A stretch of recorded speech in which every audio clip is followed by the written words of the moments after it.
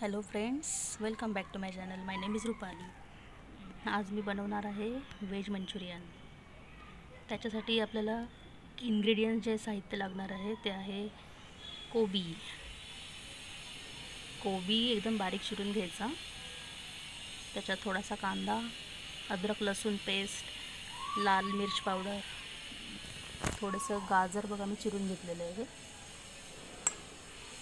Cornflower, मैदा, हे थोडं एक वाटी घ्यायचं आहे आणि हे सगळं मिश्रण आणि मीठ टाकायचं याच्यामध्ये.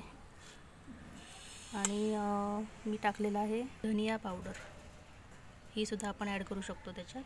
हे सगळं मिश्रण एक 10 मिनटं मिक्स करून ठेवायचं. आता मी मिक्स करून घेते. हे असं मी मिक्स करून घेतलेलं आहे.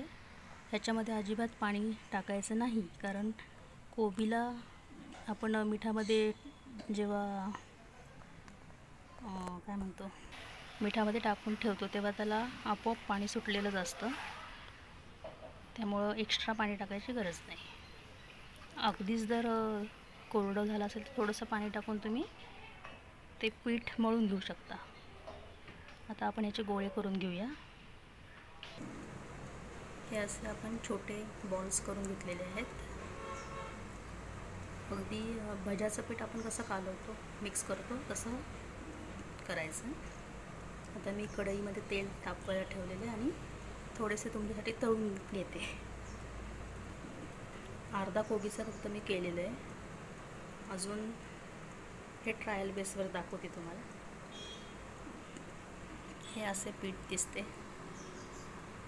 अजून एवढे पीठ आहे.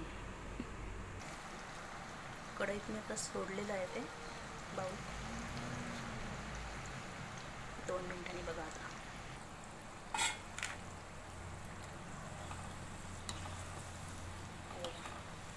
असे थोडेसे लालसर झाले की काढून घ्यायचे. असे मस्त असे व्हेज मंचुरियन मी तळून घेतलेले आहेत आणि आता मी ते खाणार आहे. तुम्ही सॉससोबतसुद्धा खाऊ शकता. सोया सॉस असू शकतो किंवा टोमॅटो सॉसबरोबर सुद्धा एकदम मस्त लागतात. आणि हे जे आहे फक्त अर्धा कोबी होता. मिनिमम 50 ते कमीत कमी 50 ते 60 मंचुरियनचे बॉल्स जे आहेत ते रेडी होतात. ओके फ्रेंड्स, चला आता मी ट्राय करते. असे मस्त असे व्हेज मंचुरियन, कोबीचे मंचुरियन तयार झालेले आहे. आता मी सॉससोबत खाणार आहे ते. खाते मी आता. Bye friends. कशी वाटली रेसिपी मला कॉमेंट करून नक्की सांगा. माझ्या चॅनलला सबस्क्राईब करा. बाय.